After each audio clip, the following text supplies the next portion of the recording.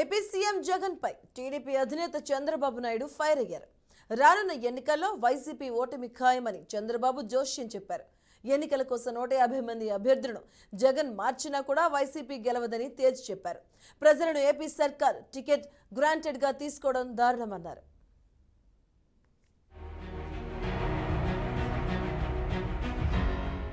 2024 ఎన్నికల్లో war one side కాబోతుందని చంద్రబాబు నాయుడు తెలిపారు. 5 కోట్ల ప్రజలు వర్సెస్ సైకో జగన్ అనే నినాదంతో ఎన్నికలు జరగబోతున్నాయని అన్నారు. విన్యాసాలు, నాటకాలేస్తే ప్రజలు నమ్మరని, ఇప్పటికే ప్రజల్లో చాలా మార్పు వచ్చిందని, నోటిఫికేషన్ వస్తే మరింత మార్పు వస్తుందని చంద్రబాబు వివరించారు. అందరి అభిప్రాయాలతో అభ్యర్థులను నిలబెడతామని ప్రజలంతా సహకరించాలని బాబు కోరారు. 150 మందిని మార్చిన నువ్వు గెలవు. 5 కోట్ల ప్రజలు వర్సెస్ సైకో జగన్. ఇది మనం గుర్తుపెట్టుకోవాల్సిన అవసరం ఉంది. జన్మభూమి రుణం తీర్చుకోవడానికి అందరూ సహకరించి మార్పునకు నాంది పలకాలని చంద్రబాబు సూచించారు. వైసీపీ అభ్యర్థులకు తాడేపల్లి ఆమోదమని, టీడీపీ అభ్యర్థులకు ప్రజామోదమని స్పష్టం చేశారు. గతంలో మాదిరిగా కాకుండా ఈసారి త్వరగానే అభ్యర్థులను ప్రకటిస్తామన్నారు.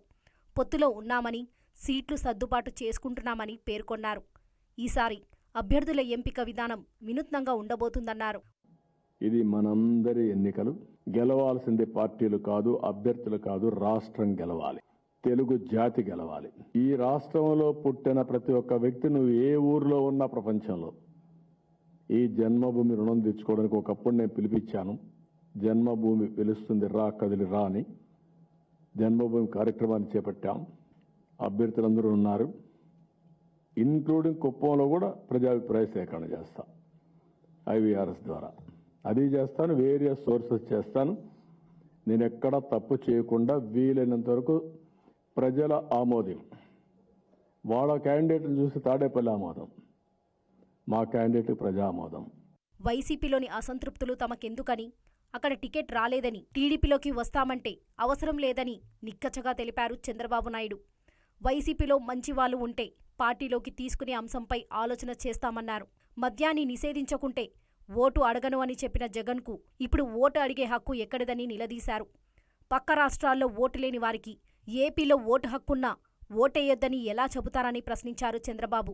మునిగిపోయే పడవని దూకేయాలనుకుంటారు కదా, ఆ పార్టీకి ఒక చరిత్ర లేదు, ఒక పద్ధతి లేని పార్టీ, పునాదులు లేని పార్టీ. పునాదులు లేకుండా కూలిపోతుంది. నేను మద్యపాన నిషేధం చేయకపోతే మీ ఓటు అడగను చెప్పావా లేదా? చెప్పుంటే చెయ్యి. నేను చెప్పడం కదా, నీ వాయిస్తో ఉందా లేదా? You answer this. నీకు విశ్వసనీయత ఎక్కడుంది? ఇక్కడి ప్రభుత్వం సవ్యంగా ఉంటే వాళ్ళు వేరే రాష్ట్రాలకు ఎందుకు వెళ్తారని, జగన్ చేసేవని చెత్త పనులేనని చంద్రబాబు మండిపడ్డారు. రిషికొండ మీద టూరిజం హోటల్ పేరుతో 500 కోట్లతో భవనం కడతారా? రిషికొండలో కట్టడాలు కట్టొద్దని చెప్పిన కొండను తవ్వేస్తారా అని ఆగ్రహం వ్యక్తం చేశారు. చట్టం సీఎం జగన్కు వర్తించదా అని నిలదీశారు. జగన్ లాంటి వాళ్ళు రాజకీయాల్లో ఉండడానికి అనర్హుడని, 3 నెలల్లో జగన్ ఇంటికి వెళ్లడం ఖాయమైందని చంద్రబాబు జోస్యం చెప్పారు.